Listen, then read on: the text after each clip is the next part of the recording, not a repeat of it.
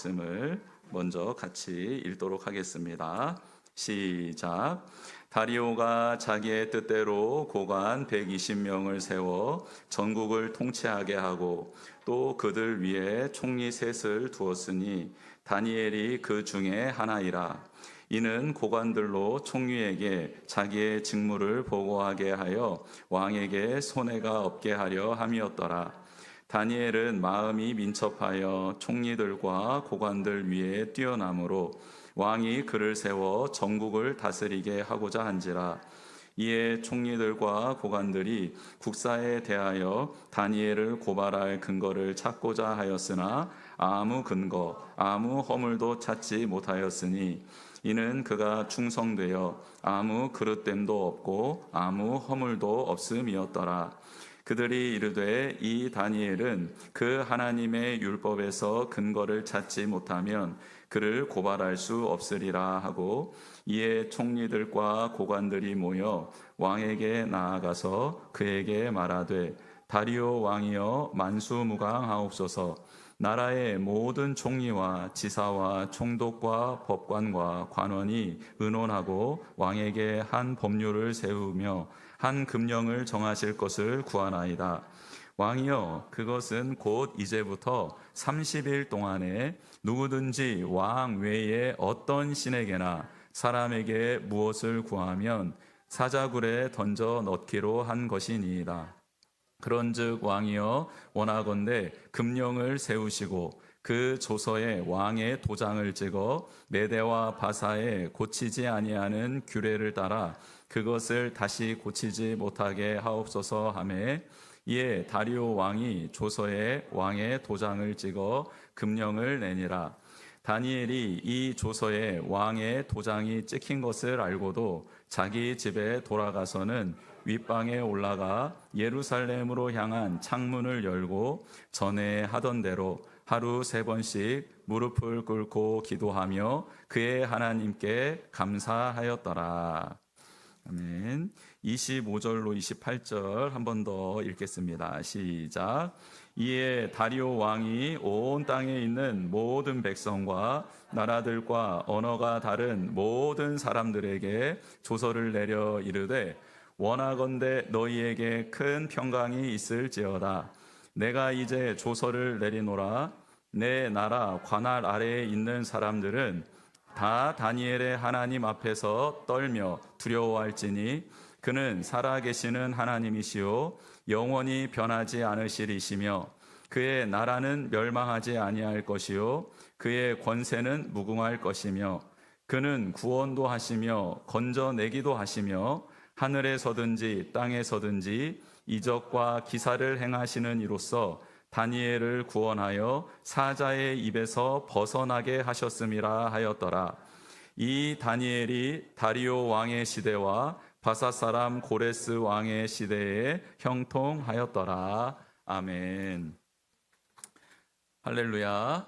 네, 오늘 또 하나님께서 주시는 은혜와 평강이 우리 성도님들 가운데 가득하기를 주님의 이름으로 축복합니다. 네, 찬양을 열심히 부르다 보니 올라와서 목이 잠겨버렸어요. 목젖이 천장에 붙어가지고 말이 안 나왔던 겁니다. 울컥했던 게 아니에요. 일부러 막 그런가 홀리 보이스 낸 거 아닙니다. 오해하죠. 이제부터 이렇게 한 거 아니에요? 찬양을 하는데 하나님, 저 오늘 이 찬양 정말 하나님께 온 마음과 정성을 다해 올려드리고 싶은데 목도 이렇고 그냥 몸 컨디션도 이렇고, 그런데 아무튼 하나님 최선을 다해 한번 찬양하고 싶습니다 라는 마음이 들어요, 늘. 그래서 찬양을 최선을 다하다 보면 나와서 목이 메이고, 또 메시지를 전하는데 목에 이렇게 습기가 부족하다 보니까 또 그렇고 발성이 그렇고 아무튼 어렵습니다. 그래도 저는 그렇게 생각해요. 예배하는 매 순간순간 하나님께 진심으로 올려드리는 그 예배자를 하나님이 기억하시고 하나님이 위로해 주시고, 혹은 내가 잘 하나님을 온전히 예배하지 못할지라도 하나님께서 은혜를 베풀어 주시고 능력을 주셔서 온전한 예배자로 세워주실 것을 믿습니다, 저는. 그래서 그 믿음으로 예배를 하는 거예요. 예배를 하나님께 올려드리는 거예요. 여러분, 우리가 예배를 드릴 때 이 1시간이라는 이 시간 정말 짧으면 짧고 길면 길잖아요. 근데 하나님께 집중하면서 나의 마음과 뜻과 정성을 다하여 하나님이 나의 주인이라고, 하나님만이 나의 반석이시라고, 요새라고, 나의 구원이시라고, 나의 힘이라고 고백하는 우리가 되었으면 좋겠습니다. 하나님께서 사랑하는 자 끝까지 책임지시고, 그리고 하나님을 사랑해서 내려놓는 그런 모든 삶의 여정 가운데 하나님이 긍휼을 베풀어 주실 줄 믿습니다. 하나님이 긍휼 베풀어 주시면 게임은 끝납니다. 야, 너가 나를 사랑해서 이렇게 행한다고? 너가 나 때문에 그런 선택을 했다고? 여러분, 그러면 하나님은 그 자녀를 긍휼히 여길 수밖에 없어요. 그렇지 않습니까? 우리가 자녀들을 볼 때 그렇잖아요. 애들이 너무 수고하고 애써요. 본성을 거슬러요. 자야 될 시간인데 안 자요. 놀아야 될 시간인데 안 놀아요. 마구마구 막 먹어야 되는데 갑자기 참고 있어요. 야, 너 왜 그러냐? 그랬더니 아빠를 사랑해서요. 엄마를 사랑해서요. 엄마가 먼저 이거 맛있는 거 먹었으면 좋겠어요. 여러분, 그때 부모는 그 자녀를 어떻게 바라봅니까? 그렇죠. 그래서 우리가 하나님을 사랑한다고 하면서 하는 행위들 있잖아요. 하나님이 갑자기 우리에게 물어보시는 거예요. 야, 너 설교해야 되는데 왜 이렇게 그렇게 목이 찢어져라 찬양을 부르는 거야? 네가 무슨 찬양 인도자야? 싱어야? 너 왜 그래? 하나님 사랑해서요. 그러면 올라와서 목을 풀어주시는 거예요. 하나님 긍휼을 베풀어 주시는. 야, 너 이렇게 바쁜데 어떻게 아침에 시간을 내서 저녁에 시간을 내서 내 앞에 나오는 거야? 야, 너 계속 야근의 연속이잖아. 계속 프로젝트의 연속이잖아. 육아로 힘들고 직장 생활로 힘들잖아. 관계에 힘들잖아. 너 그리고 지금 아프기도 하잖아. 그런데 너 어떻게 아침에 저녁에 이렇게 나한테 나와 무릎 꿇는 거야? 좀 쉬지. 너 왜 이러는 거야? 주님이 저를 위해 생명 내어주셨는데, 그래서 주님 덕분에 살아가는 인생인데, 제가 하나님 앞에 나와서 하나님 생각하는 거, 하나님 말씀 붙드는 거 너무 당연한 것 아닙니까? 라고 말할 때, 하나님을 사랑해서 하나님의 은혜 때문에, 하나님의 사랑 때문에 선택하는 그것을요, 하나님은 눈물을 흘리며 그렇게 사랑하는 자녀를 바라보시고 안아주시고 미리 그걸 다 보고 계신 하나님께서 그의 앞길에 무언가를, 하나님이 꼭 필요한 것을 다 준비해 주시는 그런 하나님으로 그 사람과 그 성도와 동행해 주실 줄 믿습니다. 이게 하나님의 성품, 하나님의 은혜, 하나님의 사랑이라는 거예요. 여러분, 이것을 느끼며 고백하며 살아가는 우리가 되어야 하는데, 정말 성령님께 도움을 구하면서 하나님, 제가 하나님 사랑하는 것 때문에 행하는 일들이, 결정하는 일들이, 포기하는 것들이 일어나게 해 주십시오 라고 성령님을 의지해서 성령님께 도움을 구하며 나아가는 우리 성도님들 되기를 주님의 이름으로 축복합니다. 사랑하는 사람 만나면 그 사람에게 시간을 내어주는 거 너무 당연하잖아요. 함께 하는 건 너무 당연하잖아요. 물질을 쓰는 거, 나의 에너지를 쓰는 게 너무너무 당연하잖아요. 그렇죠? 내가 아무리 바쁘더라도 사랑하는 사람이 나를 부르면 가게 돼 있어요. 아무리 내가 힘들고 지쳐 있어도 사랑하는 사람이 나를 깨우면 일어나서 가게 되어 있죠. 그런데 그 사랑하는 그 사람을 내가 24시간 동행해 줄 수 없고, 그리고 그의 모든 것을 이해해 줄 수 없고 도와줄 수 없어요. 그를 만드신 하나님이 그를 보호해 주시고 붙잡아 주실 때 나의 부족한 이 섬김과 사랑이 온전하게 되는 것이겠죠. 그래서 내가 사랑하는 사람에게 시간을 내어주듯 그를 붙잡고 그를 형통케 하실 하나님께 시간을 내어드리는 것, 이거는 너무너무 소중한 겁니다. 너무너무 아름다운 거예요. 그래서 내가 사랑하는 그 일을 위해서, 내가 사랑하는 그 일을 위해서 그 모든 것을 관할하시고 통치하시는 하나님을 사랑하는 것, 그래서 그 하나님께 나아가는 것, 이게 매우 매우 중요하고 아름다운 일임을 꼭 기억하시기를 주님의 이름으로 축복합니다. 오늘 세상의 판을 뒤집는 하나님의 시간표라는 제목으로 하나님 말씀 전하기를 원합니다. 사랑하는 성도 여러분, 우리가 매일 숨쉬며 살아가는 이 세상의 진짜 단면의 모습은 무엇입니까? 오늘 본문 다니엘 6장은 바벨론이라는 거대한 제국이 하룻밤 만에 흔적도 없이 멸망해버리고 사라져버린 사건을 말하고 있습니다. 메대와 바사라는 새로운 제국이 역사의 전면에 등장합니다. 이 거대한 변혁기가 시작된 것입니다. 새로운 왕 다리오는 정권을 잡자마자 자기 뜻대로 나라를 통치하기 위해서 전국에 고관 120명을 세웁니다. 그리고 그 위에 총리 셋을 세우지요. 왕의 말 한마디와 권력자의 손짓 하나에 전국, 제국 전체가 일사불란하게 움직이고 있는 모습입니다.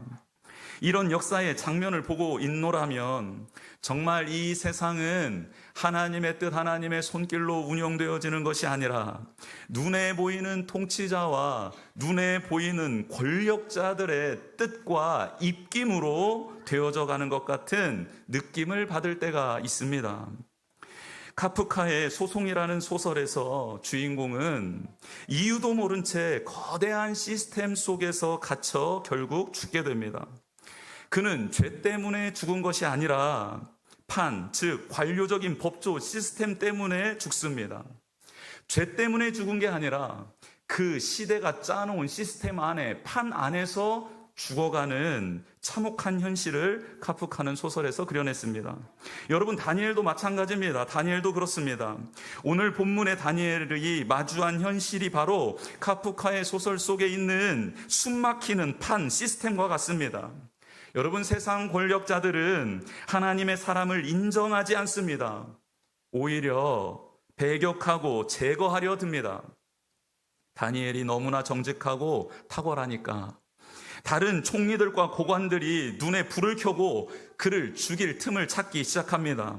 자신들의 탐욕과 욕망을 채우기 위해서는 정직하고 바르고 깨끗한 가장 최고 고위직에 있는 다니엘이 제거되어야 했습니다. 하나님의 공의를 붙잡고 사는 다니엘이 눈에 가시처럼 그들의 앞길을 가로막고 있었다라는 겁니다. 결국 그들은 다니엘을 합법적으로 죽이기 위해 아이디어를 모읍니다. 30일 동안 왕 외에 다른 신이나 사람에게 기도하면 사자굴에 던져 넣겠다라는 비열한 법을 만들고 왕 앞에 나아가 왕의 심리를 자극하며 그가 대접받을 수 있는 길, 신처럼 군림할 수 있는 30일이라는 시간을 만끽하라고 왕을 조종합니다. 결국 그 법은 통과되지요. 눈에 보이는 세상의 왕의 조서가 찍혔습니다. 고관들이 촘촘하게 짜놓은 판이 완벽하게 작동하기 시작합니다. 여러분이 거대한 세상 속에서 묵묵히 미련하게 신앙을 지켜나가는 것은 세상의 눈으로 볼 때 지독하게 어리석고 미련해 보입니다. 그렇지 않습니까? 당장 내 눈앞에 칼을 쥔 왕과 고관들이 영원한 승자처럼 보이기 때문입니다. 그러나 하나님은 오늘 본문을 통해 세상이 자랑하는 그 견고한 판의 껍데기를 완전히 벗겨주시면서 그 실체를 우리에게 고발하고 계십니다. 첫째로 하나님은 세상의 왕들을 다 할 수 있는 대단한 존재로 믿고 살지 말라고 경고하고 계십니다. 세상 사람들은 권력의 정점에 있는 왕을 우러러보지요. 어떻게든 그 밑에 줄을 서서 권력에서 떨어지는, 파워에서, 힘에서 떨어지는 그 콩고물을 먹고 싶어 합니다. 그런데 오늘 본문에 나오는 다리오 왕의 실상을 한번 정확히 보십시오. 그는 천하를 호령하는 대제국의 왕이었습니다. 그러나 사실 그는 참모들이 짜놓은 간사한 판에 휘둘리는, 그래서 자기가 아끼는 다니엘, 신망하고 촉망하는 이 총리 하나를 지킬 수 없는 무능한 꼭두각시에 불과하다라는 것을 오늘 본문은 적나라하게 우리에게 보여주고 있습니다. 왕이면 모든 것을 다 할 수 있을 것 같습니까? 전혀 그렇지 않습니다. 자기가 내린 조서에 덫에 걸려서 이러지도 저러지도 못하는 신세, 하룻밤을 꼬박 새우며 금식하고 밤잠을 이루지 못한 채 그렇게 번민하고 애달파하는 가련한 존재가, 연약한 존재가 바로 대제국 페르시아 제국의 왕이었다라는 사실입니다. 여러분, 그 왕도 인간일 뿐입니다. 하나님은 우리에게 지금 강력하게 말씀하십니다. 권력자들의 겉모습에 속지 말아라. 그 밑에 줄 서려고 애쓰지 말아라. 그들도 자기 인생 하나 구원하지 못하는 연약한 존재일 뿐이다 라고 말입니다. 둘째로 하나님은 한 치 앞도 보지 못하고 권력을 의지하는 고관들의 모습을 조명하고 계십니다. 고관들은 자신들의 힘으로 왕을 좌지우지할 수 있다고 굳게 믿었지요. 내가 계획을 세우고 실행에 옮기면 내 뜻대로 정적인 다니엘을 사자밥으로 만들 수 있다라고 확실하게 믿고 나아갔던 자들입니다. 사람들은 그 비열한 승리자들의 곁에 줄을 서며 어떻게든지 한편이 되려고 애를 씁니다. 하지만 그들은 바로 몇 시간 뒤에 자신들에게 들이닥칠 파멸을 보지 못하는 눈먼 자들이었습니다. 모든 것을 다 할 수 있을 것 같은 자만함이 있었지만 그들의 인생 몇 시간 후에 일어난 일도 제대로 파악할 수 없었던 미련하고 연약한 존재들이었다라는 사실입니다. 하나님은 정의로운 심판이 있음을 오늘 본문을 통해 정확하게 알려주십니다. 다니엘이 사자굴에서 살아나오자마자 그를 모함했던 관료들과 그의 처자들은 사자굴에 던져지게 되죠. 그리고 그들의 발이 바닥에 닿기도 전에 사자들이 그들을 움켜 집어 삼키지요. 그들의 뼈는 으스러지고 멸망당하고 죽고 맙니다. 세상의 악인들이 영원히 승리할 것 같은 판을 짭니다. 그리고 그 안에서 군림합니다. 그러나 여러분, 명심하십시오. 오늘 말씀을 통해 깨달으십시오. 세상의 판이 그렇게 견고하게 아무리 짜져 있더라 하더라도 하나님의 시간표 안에서 그들의 권력은 하룻밤의 신기루와 같음을 반드시 기억하고 하나님의 시간표를 신뢰하고 하나님의 언약을 신뢰하며 세상을 살아내는 우리 모두가 되기를 주님의 이름으로 축복합니다. 영원하지 않는 것 붙들어 봐야 같이 멸망하는 것입니다. 영원하고 흔들림 없는 하나님, 그분의 언약의 말씀을 붙드는 우리 모두가 되기를 주님의 이름으로 축복합니다. 그렇다면 오늘 말씀은 다니엘처럼 핍박 속에서도 기도하면 하나님이 무조건 사자들의 입을 막으시고 그 사자굴에서 살아나오게 하신다라는 백전백승의 메시지를 우리에게 주시는 걸까요? 냉혹하게도 지금 이 시대에도 다니엘처럼 신실하게 살아가지만 끝내 사자굴 같은 현실에서 살아나오지 못하고 죽어가는 의인들이 많이 있습니다. 로마 시대에도 수많은 사람들이 원형 경기장 안에서 사자들의 밥이 되어 죽어갔습니다. 그들은 살아나오지 못했습니다. 지금 믿음을 가진 청년들이 정직하게 깨끗하게 직장 생활을 하고 연애 생활을 하기 위해서 노력하는데요. 그렇게 살아가다가 승리하는 경우도 있겠으나 대부분은 직장 동료들에게 따돌림을 받기도 하고 그 상대방에게 외면을 당하기도 합니다. 여러분, 우리가 사업을 하고 직장 생활하고 가정 생활을 하면서 하나님의 말씀 따라 믿음 따라 생활하는 그 자리가요, 고통이 다가오고 어려움이 다가왔을 때 하나님이 즉각 우리를 구원해 주시나? 아니요. 그 자리에서 견디다 쓰러질 때도 있고요. 그렇게 하나님께 부름받을 때도 있다라는 사실입니다. 그러므로 오늘 다니엘 6장은 기도하면 무조건 이 땅에서 대박나고 살아남는다라는 메시지, 값싼 기복주의의 메시지를 우리에게 주시는 게 아닙니다. 그렇게 이 본문을 해석해서는 절대 안 됩니다. 그러면 내 안에 닥치는 고난과 그런 고난 속에 그저 죽어가는 믿음의 사람들을 보고 하나님은 살아계시지 않구나라고 판단할 수 있기 때문입니다. 오늘 우리에게 주신 이 말씀은 하나님의 최후의 심판의 날이 반드시 임할 것이다라는, 그걸 기억하라는 종말론적인 메시지입니다. 비록 이 땅에 사자굴에서 내 육신은 찢겨 죽을지라도 하나님은 진짜 살아계시며 하나님을 끝까지 의지하는 자는 반드시 영원히 구원받고 썩지 아니할 영원한 나라를 소유하게 되는 그의 자녀가 된다라는 이 메시지가 오늘 본문에 담겨 있는 것입니다. 세상의 시간표는 사자굴에 던져지는 순간 끝이라고 말합니다. 하나님의 시간표는 사자굴 너머에 있는 영원한 승리를 향해 가고 있다고 말하고 있습니다. 여러분, 우리는 세상이 말하는 이 판에 휩쓸려서 살아가야 합니까? 하나님의 시간표 안에서 해석하며 살아가야 할까요? 우리는 오늘 이 본문에서 이러한 핵심적인 질문을 한번 던져보아야 합니다. 그렇다면 다니엘은 자기가 사자굴에 갇힐 것을, 던져질 것을 뻔히 알면서도 왜 창문을 열고 다시 기도를 드린 것일까? 단순히 개인의 종교적 지조를 지키기 위해서, 오기를 부리기 위해서 그렇게 했을까요? 전혀 그렇지 않습니다. 다니엘은 모든 것을 다 알고 있었습니다. 자기가 하나님께 기도하게 되면 그 결과 나는 반드시 사자굴에 던져질 것을 알고 있었습니다. 그럼에도 불구하고 다니엘이 하나님 앞에 무릎을 꿇은 이유, 그의 기도가 자신의 영달이나 안위를 위한 기도가 아니라 하나님의 뜻이 성취되기를 원하는 기도였기 때문입니다.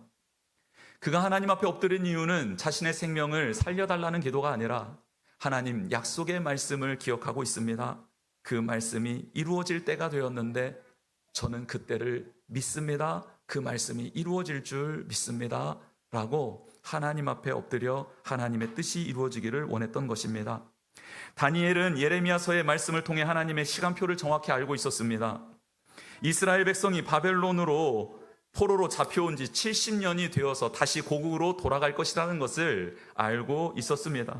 그리고 그때가 가까이 왔습니다. 이제 그 70년의 기한이 거의 다 찬 것입니다. 학자들은 오늘 다니엘서 6장을 기록했을 때 다니엘의 나이가 80세로 추정합니다. 그러니 그가 청소년기에 잡혀왔으니 정말 그때가 다다른 것이죠. 이스라엘 백성이 해방되어 고국으로 돌아가기 위해서는 지금 이 거대한 제국의 심장부에 있는 왕좌에 앉아있는 황제인 다리오가 살아계신 하나님을 고백해야만 합니다. 다리오 왕이 하나님을 만나지 못하고 고백하지 못하면 그는 이스라엘 백성을 풀어줄 수가 없습니다. 이스라엘 백성에게 하나님의 말씀대로 돌아가라고 그들을 보내고 파송할 수가 없는 것이죠. 그는 반드시 하나님을 경험했어야만 합니다. 우리는 답답한 현실 가운데 처해 있는 내 앞에 장애물의 벽을 바라봅니다. 그런데요, 하나님은 벽을 바라보지 말고 나의 약속을 바라보라고 기억하라고 말씀하십니다. 도종환 시인의 담쟁이라는 시가 있습니다. 거기에 이런 구절이 나옵니다. 저것은 벽, 어쩔 수 없는 벽이라고 우리가 느낄 때, 그때 담쟁이는 말없이 그 벽을 오른다. 한 뼘이라도 꼭 여럿이 함께 손을 잡고 올라가 결국 그 벽을 넘는다. 여러분, 다니엘에게 사자굴과 왕의 조서는 도저히 넘을 수 없는, 어쩔 수 없는 벽처럼 보였습니다. 그런데요, 다니엘은 그 벽 앞에서 하나님의 약속을 기억하며 기도에 무릎을 꿇고 기도에 손을 듭니다. 그리고 그 벽을 한 뼘 한 뼘 기어 올라갑니다. 그리고 결국 하나님의 약속이 성취되어지는 그 광경을 바라보게 됩니다. 사랑하는 성도 여러분, 하나님의 시간표를 믿는 사람은요, 그래서 기도에 무릎을 꿇는 것입니다. 기도에 손을 들게 되는 것입니다. 혼자 그렇게 드는 게 힘들잖아요. 그래서 모세 옆에 있었던 아론과 훌처럼 그렇게 공동체가 함께 하나님 앞에 엎드리고 하나님 앞에 손을 들게 되는 것이죠. 다니엘은 깨달았습니다. 하나님이 이 제국의 왕을 깨우기 위해서, 하나님의 시간표를 성취하기 위해서 거룩한 일을 시작하셨구나. 다니엘은 자기 목숨보다 하나님의 뜻이 성취되는 것이 중요했기에 하나님을 사랑하는 마음으로 기꺼이 기도했던 것입니다. 그 기도의 결과 하나님은 이 시대의 다리오 왕에게 하나님 당신의 살아계심을 증거해야겠는데 누구를 들어 하나님의 살아계심을 증거할꼬 했을 때 조서에 도장이 찍었고 사자굴에 들어가야 되지만 하나님을 믿는다고 누가 봐도 하나님을 경외하는 사람 한 사람이 눈에 들어왔던 것입니다. 쟤는 자신의 생명이 아니라 하나님의 뜻이 이루어지기를 살아가는 존재구나. 조서에 도장이 찍혀도 묵묵하게 예전에 하던 대로 30일이라는 30일만 참으면 되는데 이 시간도 이 유혹도 뿌리치며 예전에 하던 대로 나를 신뢰하는, 그래서 모든 사람이 저 사람은 흠을 잡을 게 아무것도 없는데 하나님을 경외하고 하나님 앞에 엎드리는 것, 하나님께 기도하는 것 외에는 저에게서 흠을 찾을 수 없다라는 그런 공식적인, 모두가 다 저 사람은 하나님을 믿고 있노라고 볼 수밖에 없는 그 사람을 통해 하나님은 다리오가 하나님을 경험할 수 있는 그 거룩한 일을 해나가기로 작정하신 것입니다. 생명의 길 복민교회 성도님들이 삶 속에서 생활을 하시고 직장에서 생활을 하시는데 사람들이 저 사람은 하나님의 사람이야, 저 사람은 하나님의 사람이야, 하나님을 경외하는 것 외에는 우리가 흠을 찾을 수 없는 사람이야 라고 인정받아 하나님의 때에 하나님의 시간표 안에서 하나님이 이 세상을 향하여 하나님 살아계심을 증거하고 싶으실 때 꼭 찾으시는 그 한 사람이 우리 귀한 성도님들 되기를 주님의 이름으로 축복합니다.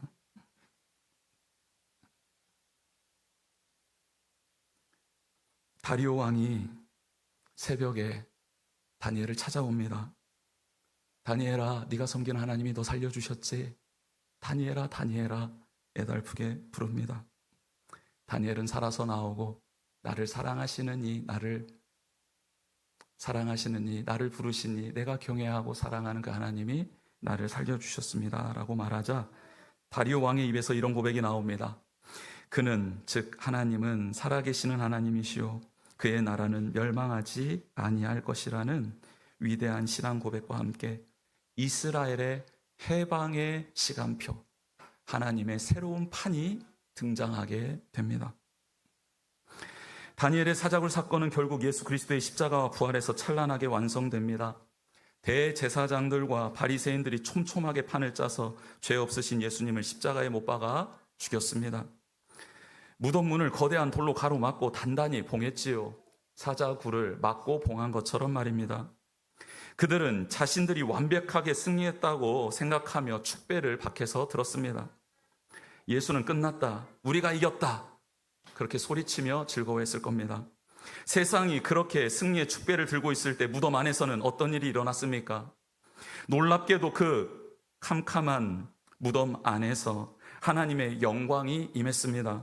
예수님이 죄와 사망의 권세를 깨부시고 찬란하게 부활하셨습니다. 성도 여러분, 기억하십시오. 세상이 정말 가장 완벽하게 승리했다고 말하며 술잔을 부딪히며 경축하는 그 순간, 진정한 승리는 아무도 보지 않고 있는 무덤 그 한가운데서 조용하게 일어나고 있다는 사실을 기억하시기를 바랍니다.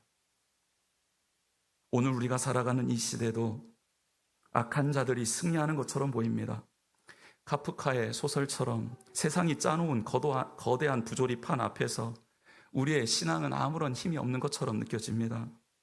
그러나 하나님은 오늘 우리에게 어떻게 살아가야 할지, 무엇을 해야 할지 명확하게 말씀해 주십니다. 악한 세상 속에서 타협하지 않는 우리의 정직한 경건의 모습은 하나님이 여전히 살아계심을 드러내는 강력한 통로가 될 줄 믿습니다. 이제 식사할 때 은밀하게 기도하지 않으셨으면 좋겠습니다. 그렇죠?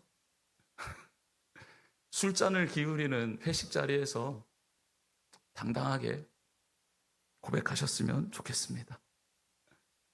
불의가 저질러지는 한복판 안에서 정직하게 목소리를 내어보는 삶의 자세가 있었으면 좋겠습니다. 물론 어렵습니다. 고단할 겁니다. 힘들 겁니다. 그로 인해 손해보는 일들이 발생할 수 있을 겁니다. 그런데 하나님의 시간표에 사용될 사람이 필요합니다. 그 사람이 복된 사람이기 때문입니다. 이번 한 주간 세상으로 나아갈 때 세상의 무능한 권력자들 밑에 줄 서지 않았으면 좋겠습니다. 너 그렇게 예수 믿으면 나고자 될 거야 라는 세상의 위협에 의기소침하지 않았으면 좋겠습니다. 사자굴 속에서도 무덤 안에서도 반전을 일으켜 주시는 부활의 주님이 우리의 대장, 우리의 주인 되심을 믿으시기를 바랍니다. 우리와 함께 하시는 그 주님 안에서 하나님의 뜻이 이 땅 가운데 이루어지기를 소망하며 그 거룩한 통로가 되는 우리 모두가 되기를 주님의 이름으로 축복합니다. 주보 내용 채워보겠습니다. 세상이 판을 짜는 것처럼 보여도 역사를 움직이시는 분은 하나님이십니다. 기도는 현실을 피하는 길이 아니라 하나님의 시간표에 참여하는 믿음의 길입니다. 사자굴은 끝이 아니라 하나님의 영광이 시작되는 자리입니다. 아멘. 우리 시간 같이 찬양하며 나아가겠습니다. 이곳에 임하신 하나님 나라 가난한 마음으로 바라보리